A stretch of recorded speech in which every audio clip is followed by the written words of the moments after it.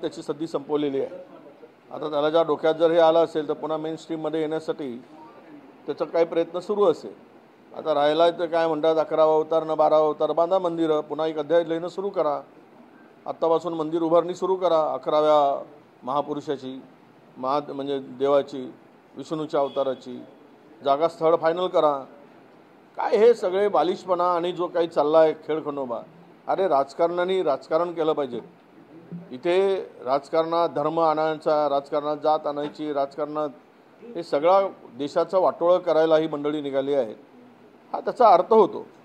आणि कोणाची तुलना आता कलियुगामध्ये, अरे या कलियुगामध्ये असे पायच नाही उरले ज्याचे पाय धरावेत किंवा पाय पडावेत, एवढा नतभ्रष्टपणा या देशामध्ये आणि सगळीकडे देशाच्या राजकारणात सुरू आहे। त्यामुळे कोणी कोणाला देव म्हणू देत, कोणी कोणाला दानव म्हणू देत, कोणी कोणाला राक्षस म्हणू देत, ज्याच्या त्यांच्या लेखी त्याला ठरवू देत। जनता ठरवते आहे कोण देव आहे, कोण दानव आहे, कोण राक्षस आहे, कोण मानव आहे, हे जनता ठरवेल। परंतु अशी काही मंडळी आहेत की ज्यांना तारीफ करून स्वतःचे पुन्हा राजकीय स्थिरतेसाठी किंवा राजकीय पद मिळवण्यासाठी अशा प्रकारचे वक्तव्य करत असतात। त्याला फार काही महत्त्व देण्याची गरज वाटत नाही। हो, एकनाथ खडसेंचे जावई रेव पार्टीमध्ये सापडले आहे पुण्यामध्ये, त्यासोबत 3 पोलीस कर्मचारी सोबत होते त्या रेव पार्टीमध्ये, अशा प्रकारची माहिती आहे ती सामोरे जाते। नाही, मला मी अजून पाहिलं नाही, मी ऐकलं नाही आणि मी वाचलंही नाही, त्यामुळे त्यावर अधिक बोलणं ते उचित होणार नाही। राज पुरोहित ने फिर एक बार 11वें अवतार बताया है नरेंद्र मोदी जी को विष्णु का। वो राज पुरोहित अभी कौन पूछ रहा है राज पुरोहित को? कहाँ है राज पुरोहित? भाजपा ने उसको ख़त्म कर दिया है, साइड ट्रैक कर दिया है, मेन स्ट्रीम से वो बाहर है। अभी ऐसी बातें करके वो अगर उसको लगता है कि मोदी जी की तारीफ करने से कुछ पद हासिल होगा, इसीलिए ऐसे चापलूसी धंधे वो करते रहते हैं। सही तो कोई जनता ये करेगी, कौन मानव है, कौन दानव है, कौन भगवान है, कौन विष्णु है, अभी तो सब पता चल रहा है पूरा। और ऐसे किसी राजनीति को ऐसे भगवान के बराबर लाना, तो इसके लिए तो फिर मंदिर की तैयारी करनी पड़ेगी, नए मंदिर की, नई जगह देखना पड़ेगा, नया अध्याय लिखना पड़ेगा, और उसके लाइन में बिठाने के लिए इसको किसी को नियुक्त करना पड़ेगा। तो हम बात करेंगे किसको नियुक्त किया है। और ऐसे बकवास बातें करके मेन बातों को, विकास के बातों को दूसरी तरफ फेरने का काम या लोगों का माइंड डाइवर्ट करने का काम, इस तरह की भाषा करके, शब्दों का इस्तेमाल करके कुछ लोग यही धंधा करते, उनको राजनीति में चापलूसी किए बगैर दूसरा कुछ आता ही नहीं, ऐसा मैं मानता हूँ। नितिन गडकरी ने कल ये कहा है कि सरकार निकम्मी है, कारपोरेशन हो गया या एनआईटी हो गया, ये चलते विकास के कार्यों को पंचर करने का काम करती है। सरकार में ऐसे, अब देखो, कोई सरकार को भिखारी कहता है, कोई सरकार को कंगाल करता है, कोई सरकार को निकम्मी कहते हैं, तो ये कौन कहने वाले? सरकार में बैठे लोग ही कह रहे। हम कहे तो हमारे ऊपर आरोप होता है कि सरकार की बदनामी करते हैं।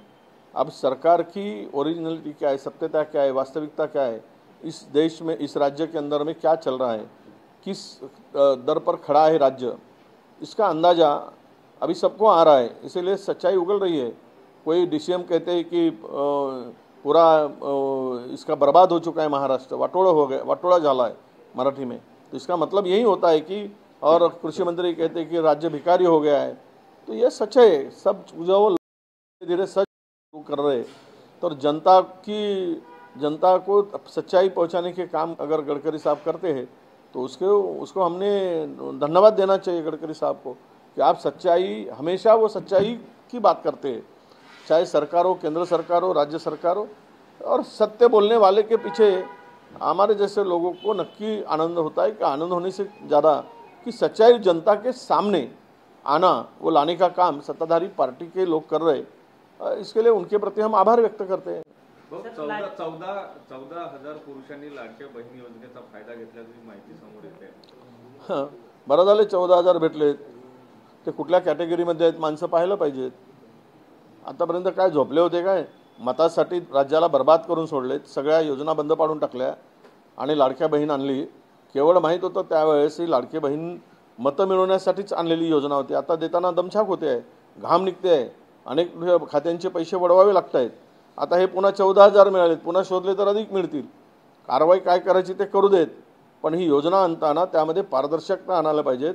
निवडणुकीच्या तोंडावर मतं मिळवण्यासाठी ही जी काही बेईमानी आणि लाचारी पत्करून सरकारने केली, कारण लोकसभेमध्ये यांना जनतेने यांची जागा दाखवली होती, यांचा हारच यांचा पराजयच झाला होता आणि त्यामुळं त्यातून वाचवण्यासाठी त्याचा फायदा घेण्यासाठी हे लाडकी बहीण आणून काही सकारात्मक गोष्टी करण्याचा प्रयत्न केला, त्याचा त्यांना फायदा झाला. आता फायदा झाल्यानंतर असे बोगस कामं जे झालेत हे खरं म्हणजे ही योजना आणणाऱ्यावरच गुन्हा दाखल करायला पाहिजेत. त्यामध्ये पारदर्शकता का नाही ठेवली होती, का घाईघाईने त्यांच्या खात्यात पैसे घातलेत, हे सगळं जे पाप केलं सत्ता मिळवण्यासाठी, खुर्ची मिळवण्यासाठी, महाराष्ट्र लुटण्यासाठी, महाराष्ट्राला बर्बाद करण्यासाठी. कारण लोकसभेमध्ये हे कशा पद्धतीचे नतभ्रष्ट लोक आहेत हे लोकसभेच्या निकालामध्ये कळून चुकलं होतं. आताही तेच होत आहे की महाराष्ट्र बर्बाद करून लुटारूची टोळी महाराष्ट्राच्या बोकांडीवर बसली आहे आणि तो रोज लुटत आहेत. कृषी मंत्री कोकाटे यांनी काल शनिदेवाचे दर्शन घेतले. खरंच कृषी मंत्री कोकाटेचे शनी दूर होणार काय नाही? हां, बरोबर आहे. शनिदेवाकडे जा, पाप करा, लोकांना म्हणजे शेतकऱ्याची कामं करू नका, शेतकऱ्यांना भिकारी म्हणा, शेतकऱ्यांना उद्ध्वस्त करण्यासाठी काम करा आणि वरून मग अंगलट आलं तर मला वाटते की शनिदेव हा सगळे दरवाजे उघडे आहेत त्या शनी शिंगणापूरला, कोणी दरवाजाला कुलूपही लावत नाही. पण हे मात्र सरकार नोटाची बॅगा ठेवणारं सरकार आहे.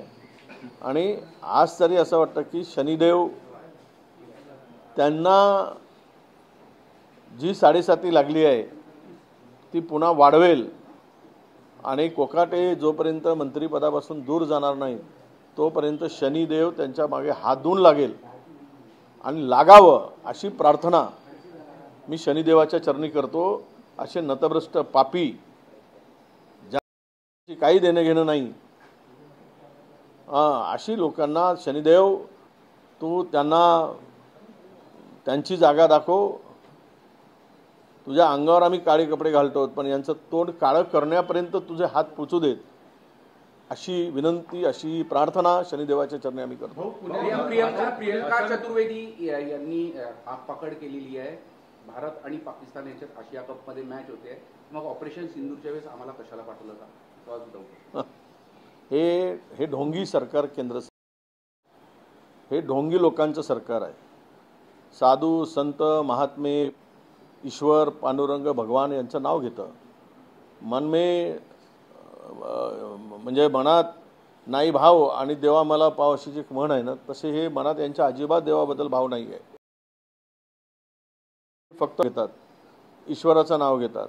अशी बेमान लोक बसली आहेत की त्यांना त्यामध्ये आता हा विषय आला की पुन्हा नवीन विषय ते काढतील. भारत पाकिस्तानची मॅच आली की प्रियंका चतुर्वेदींनी जे वक्तव्य केलं ते मी वाचलं आहे आणि ते खरं बोलले आहेत की तुम्ही आमच्या वेळेस भारत पाकिस्तानच्या संदर्भात काँग्रेसला, विरोधी पक्षांना इतका म्हणजे टोकाची भूमिका घेऊन टीका करत होता आणि आता सिंदूर झाल्यानंतर असं सांगत होता की छाती फक्त फाडायचीच राहिली होती, एवढ्या आविर्भावात सांगत होते. आणि छाती फाडले असते तर तिथे जिना वगैरे कदाचित निघाले असते, त्यामुळे फाडली नाही. अशा ढोंगी सरकारपासून, ढोंगी लोकांपासून, ढोंगी विचारापासून देशातील लोकांनी सावधान राहिलं पाहिजेत असं आमचं स्पष्ट मत आहे. हो, हसन मुश्रीफ म्हणाले की मी जर मुख्यमंत्री झालो तर शेतकऱ्यांना 50,000 ऐवजी 1 लाख रुपयाचं अनुदान देईन. लाडकी बहीण योजनेमुळे अनुदान देण्यामध्ये अडचणी येत आहे. मग असं आहे की हसन मुश्रीफांनी पहिले आम्ही देऊ शकत नाही, मंत्रिमंडळाचा राजीनामा द्यावा आणि मला मुख्यमंत्री करावं म्हणून उपोषणाला बसावं. जनता त्याच्या पाठीमागे राहील. महाराष्ट्रातील लोक त्यांच्या उपोषणाला मदत हे करतील, पाठीमागे उभे होतील. अख्खा महाराष्ट्र उपोषण करेल. ते 7 दिवस करतील तर 7 दिवस करतील. पहिले मंत्रिमंडळातून बाहेर पडून ही मागणी केली असती तर बरं झालं असतं.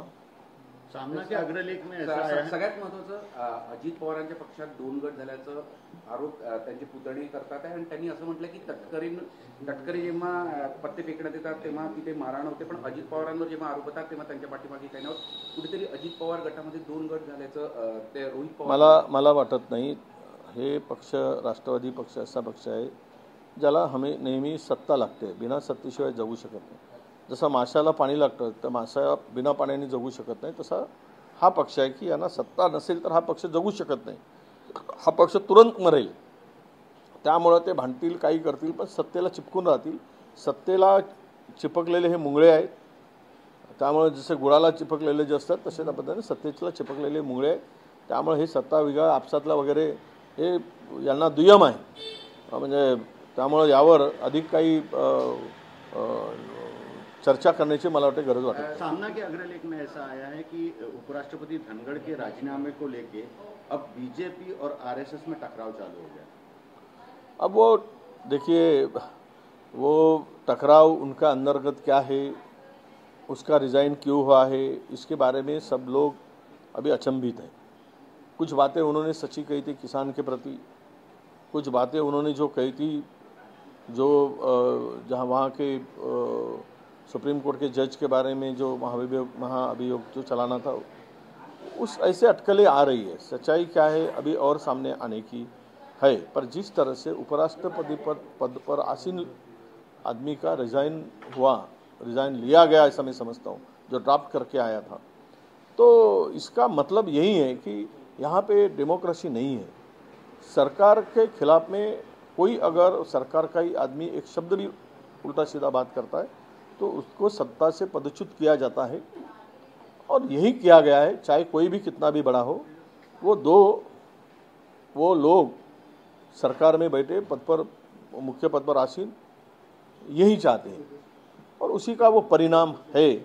और आने वाले दिनों में ये सच्चाई सामने आएगी, तब उसके ऊपर हम भाषण करेंगे, बात करेंगे. रोहित पवार यांनी असाही दावा केला आहे की पुढील काही दिवसामध्ये शिवसेनेचं जे चिन्ह आहे ते उद्धव ठाकरेंना आणि राष्ट्रवादीचं चिन्ह जे आहे ते शरद पवार पक्षाला मिळेल आणि एकनाथ शिंदे आणि अजित पवार यांचे जे पक्ष आहे ते भाजपात येईल. काय होईल काही सांगता येत नाही. भारतीय जनता पक्षाने जेवढे पक्ष सोबत घेतले त्या सगळ्या पक्षांचा रासच झाला आहे.